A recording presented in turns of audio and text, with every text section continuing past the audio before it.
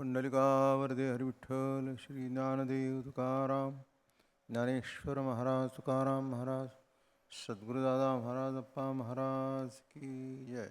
तृप्ती भुकेली काय करू माय, तृप्ती भुकेली काय करू माय, जीवनी जीवन कैसे ताने जत आहे,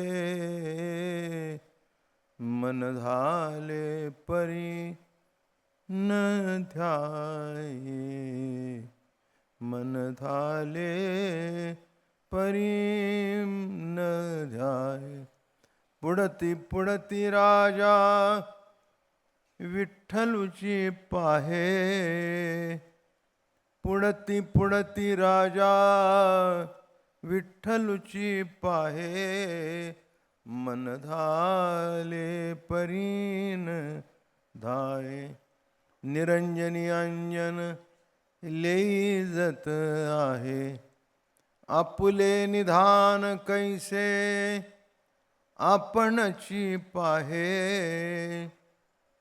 आपुले निधान कैसे आपणची पाहे,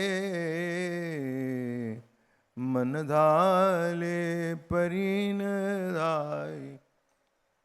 निवृत्ती गारस्थ मांडिले आहे, निष्कामापत्य प्रसवत जाये, निष्काम आपत्य प्रसवत जाये, मन झाले परीन ध्याये. त्रिभुवनी आनंदन माये गे माये, आपे आप परमानंदू ओसंडत आहे, आपे आप परमानंदू ओसंडत आहे, मन झाले परीन धाये.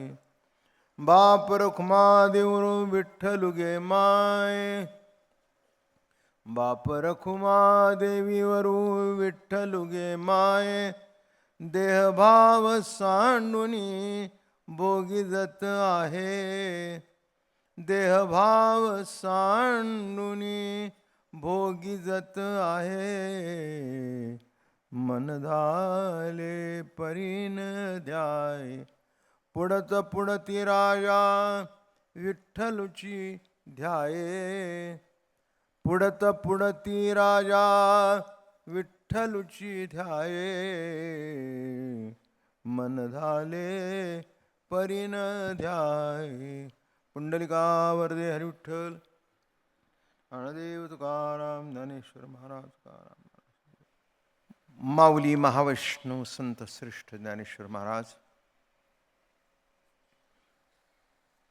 अभंग म्हणजे प्रत्यक्ष अनुभूती आहे त्यांचा, अभंग वाङ्मय. आणि म्हणून विशेष करून माणसं माऊलींच्या अभंगाला हातही लावत नाहीत, काही थोडे बोट ठेवले तर. वारकरी संप्रदायाच्या परंपरेमध्ये सुद्धा म्हणजे असं तसं काही सांगायचं नाही, पण जवळजवळ पुष्कळशी मंडळी तुकोबारायाच्या अभंगावरच कीर्तनं करतात. काही विशिष्ट मंडळी माऊलींच्या अभंगावर कीर्तनं करतात, बाकी इतरांना हातच लावत नाहीत.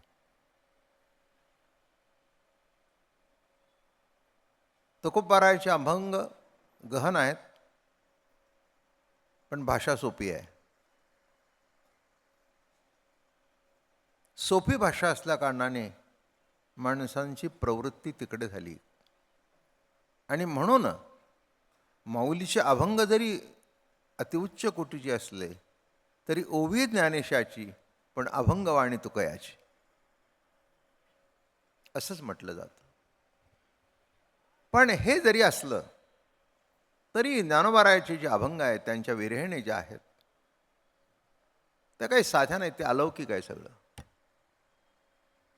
कारण अनुभवातून प्रगट झालेलं वाङ्मय हे ज्याला त्याची थोडी तरी अनुभूती असेल किंवा जाणीव असेल तोच बोलू शकतो, तोच सांगू शकतो.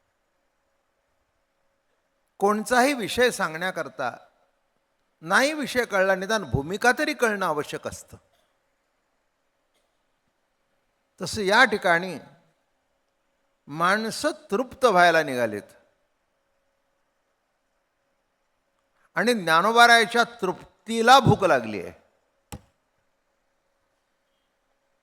हे कुठच्या कुठे उड्डाण आहे बघा. मारुतराय ते मारुतरायच बरं का. तुमच्या गल्लीतून फिरणारे बरोबरी करू शकत नाहीत. देवाला सुद्धा त्याची बरोबरी करता आली नाही, म्हणून हर घडीला हनुमंताचं साह्य घ्यावं लागलं. प्रत्येक अडचणीच्या वेळेला मारुतरायाचं साह्य घ्यावं लागलं. त्यांची उच्ची, त्यांची भक्ती कळणं मोठं अवघड आहे.